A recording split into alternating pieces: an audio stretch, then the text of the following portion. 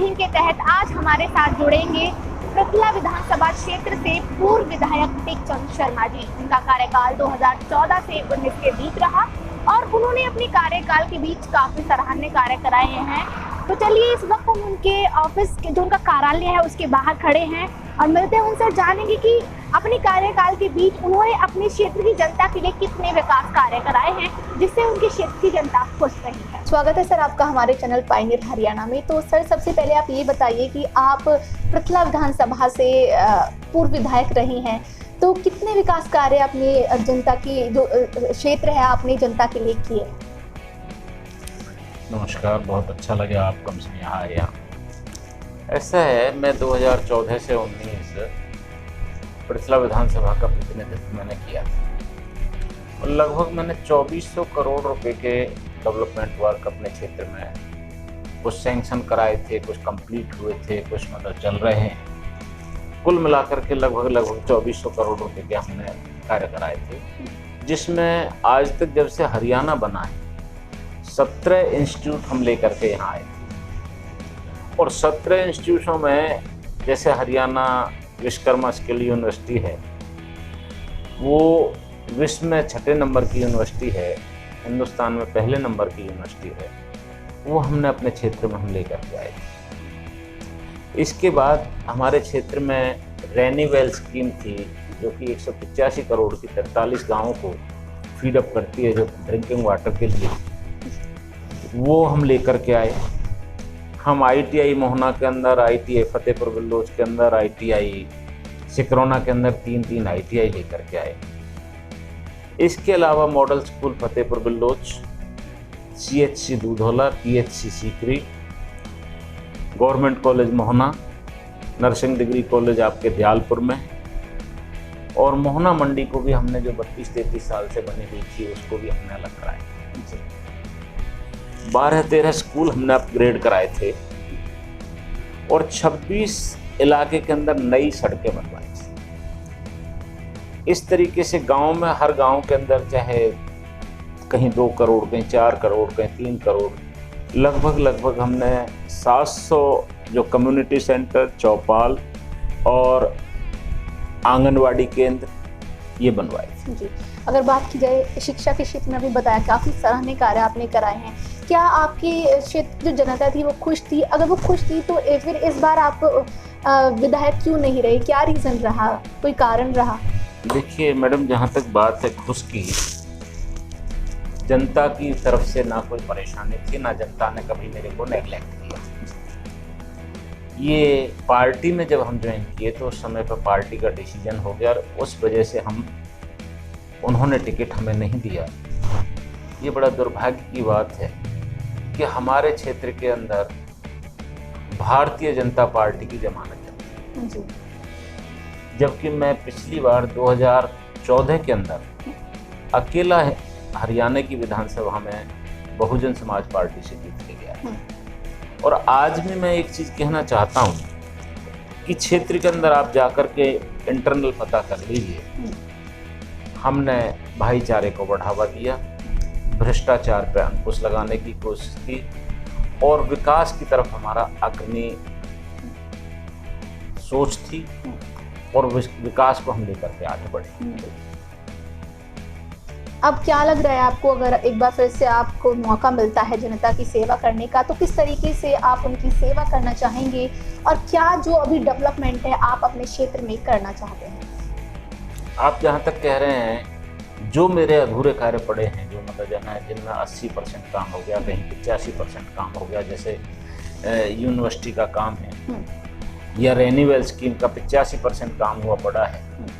और 1.25 साल के बाद मैं बड़ा एक चीज़ से व्यथित होता हूँ कि हमारे जो यहाँ के विधायक हैं नैनपाल रावत जी, उन्होंने उसमें ना पैसे की आवश्यकता है, ना कोई टेंडर की आवश्यकता है।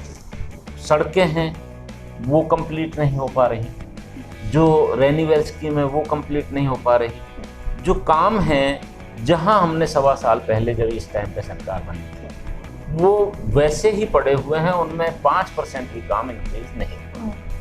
चाहे गवर्नमेंट नर्सिंग डिग्री कॉलेज, अब मैं आपको बताना चाहता हूँ कि देखिए गवर्नमेंट कॉलेज मोहना के अंदर बने हुए साल भर हो गया बिल्डिंग को, उसमें अभी तक क्लासेस शिफ्ट नहीं की गई। ITI सिकरौना को बने हुए 1.25 साल 1.5 साल हो गया, हमारे पीरियड में बन करके तैयार हो गई थी, उसमें अभी तक क्लासेस नहीं लगी। तो ये चीज़ें थोड़ा सा दिखाती हैं कि जो नीरसता है हमारे विधायक महोदय की, ये इनमें पैसे की आवश्यकता नहीं है, इनके ऑलरेडी टेंडर हो चुके हैं, पैसा आया हुआ है और सब जगह पे काम करने की सिर्फ एडमिनिस्ट्रेशन को सख्त करके काम किए जा सकते हैं। जी, तो मतलब कहने का मतलब यही है साफ साफ, जो अब विधायक जी हैं मतलब वो कार्य नहीं हो पाए हैं जो होने चाहिए थे क्षेत्र में। नहीं, आज तक 1 रुपया भी मेरे क्षेत्र में नहीं आया। जी। जो उद्घाटन करने की वो बात करते हैं, उद्घाटन करने के लिए अच्छी बात है, उद्घाटन करना चाहिए। बाकी वो जितना भी मेरा पैसा पड़ा हुआ था जो मेरे पीरियड का, उन्हीं कामों को जो अधूरे कार्य थे जो कंप्लीट हो चुके हैं उन्हीं का पत्थर लगाते फिर रहे हैं। बाकी इलाके के अंदर कोई भी नई चीज़, जबकि कई जगह पर मैंने देखा है कि सैकड़ों करोड़ के विकास कार्य मतलब विधायक जब कहते हैं, मंत्री जब कहते हैं कि सैकड़ों करोड़ रुपए हम अपने क्षेत्र में ले आए, और हमारे क्षेत्र में 1 रुपया भी आज तक नहीं आया, किसी पंचायत में भी नहीं आया। बड़ा दुर्भाग्य की बात है। जबकि मेरे टाइम में तो नई सरकार थी, अब तो सरकार को भी चले हुए मतलब इतना पीरियड हो चुका है, वही मुख्यमंत्री हैं, वही सरकार है, कोई दिक्कत नहीं। काम कराने का एक सिस्टम होता है, उस काम कराने के सिस्टम में मैं समझता हूँ कि 1.25 साल के अंदर माननीय विधायक महोदय को हमारे क्षेत्र की चिंता नहीं। जी, तो अब आप ये बताइए कि अगर आप फिर से एक बार इस पर विजय हासिल करते हैं, जब इलेक्शन होंगे, चुनाव होंगे, तो आप क्या कराएंगे? कौन सा कार्य जो अभी अधूरा लग रहा है आपको और जो सबसे ज़्यादा ज़रूरी है? देखो, मैं आपको बताना चाहता हूँ, ये तो जनता जनार्दन है, अभी तो बहुत टाइम है चुनाव में। कार्य करने की नीयत होनी चाहिए, कार्य तो डेली अच्छे कार्य निकलते हैं जी। और सरकार जब चलती है ना, उस समय पर सरकार के अंदर बहुत से डिस्कशन में आते हैं पॉइंट। हमारे यहाँ पे अब जैसे हमारे पीरियड में ही एक ये गोल्डन हॉस्पिटल था जो ये यहाँ पे छांसे के अंदर, वो बंद हुआ, उन बच्चों को शिफ्ट कराया गया। उसके बाद उसी टाइम पे अनिल विज जी हेल्थ मिनिस्टर आज भी हैं, पहले भी थे, उनसे रिक्वेस्ट करके उसको गवर्नमेंट को टेक ओवर कराया गया और आज वो चल करके मतलब वो अब इस अगले सीजन में वो चल जाएगा।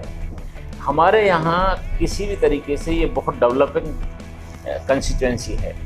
यहाँ रेलवे फ्रंट कॉरिडोर आ रहा है, इसके साथ साथ इंडस्ट्रीज़ को डेवलपमेंट किया जा सकता है।